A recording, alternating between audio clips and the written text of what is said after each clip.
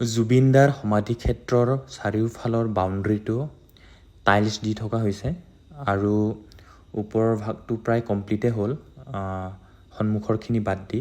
আৰু এইখিনি চাগে গ্লাছে লগাব গোটেইখিনি, আমি যিখিনি গ্ৰাফিক্সত চালোঁ। আচলতে আজি এই ভিডিঅ'টো বনোৱাৰ কাৰণ হ'ল যে যোৱা কেইদিনমানৰ পৰা আপোনালোকে চাগে দেখি আছে, বিশেষকৈ ৰাতিৰ ভাগৰ কথাখিনি মই কৈছোঁ।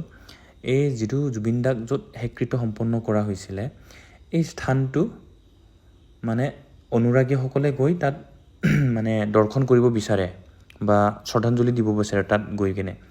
কিন্তু যিহেতু প্ৰশাসন থাকে, তেওঁলোকক বাধাৰো কৰে আৰু যাবলৈ দিয়া নাযায় মানে।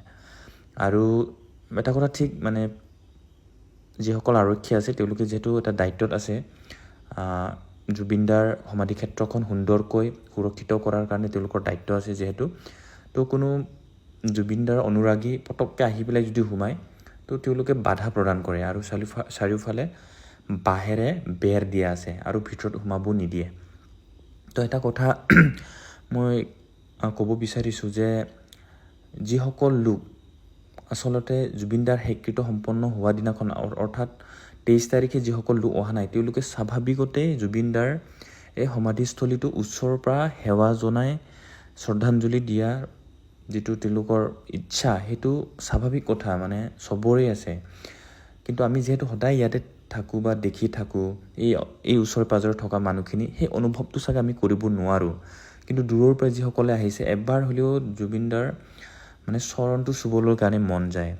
কিন্তু উপায় নাই, আৰক্ষীসকলেও তেওঁলোকৰ নিজৰ কৰ্তব্যটো পালন কৰিবই লাগিব আৰু বাধা কৰে সেইকাৰণে, আৰু ভিডিঅ'ত আমি সেনেকৈয়ে দেখা পাওঁ। আৰু এটা কথা মই ৰিকুৱেষ্ট কৰিব বিচাৰিছোঁ, যিহেতু দিনৰ ভাগত গোটেই কাম চলি থাকে, যাতে কৰ্মচাৰীবিলাকৰ অসুবিধা নহওক, আৰু জুবিনদাৰ সমাধিক্ষেত্ৰ খুব সোনকালে দ্ৰুতগতিত এইখিনি যিখিনি প্ৰাইমাৰী কাম সেইখিনি হৈ ল'লে মানে সকলোৰে কাৰণে সুবিধা হ'ব। যদি তাত মানুহ অহা যোৱা কৰে, জুবিনদাৰ অনুৰাগীসকল তাত মানে এনি টাইম ভিৰ কৰি থাকে, তেতিয়াহ'লে এই জেগাখিনি মানে কাম কৰিব নোৱাৰিব। অসুবিধাটো সেইটোৱে। কিন্তু কাৰোৰে মনত আঘাত সানাৰ কাৰণে আৰক্ষী আচলতে বাধা প্ৰদান নকৰে। আৰু মই এটা কথা আৰক্ষীকো ক'ব বিচাৰিছোঁ যে যদিহে ৰাতি ভাগত কাম নচলে বা কাম নকৰে, কেতিয়াবা কাম নকৰে বা মানে অলপ সময় গেপছ দিয়া যায়, তো সেইখিনি সময়ত যদি বিশেষ কোনো ব্যক্তিয়ে যদি শ্ৰদ্ধা সহকাৰে মানে জুবিনদাৰ ওচৰত গৈ সেৱা ল'ব বিচাৰে, তেতিয়াহ'লে তেওঁলোকক এলাউ কৰি দিব লাগে। কাৰণ বহুত দূৰৰ পৰা আহি পেলাই দাদাৰ চৰণ এবাৰ চুব বিচাৰে।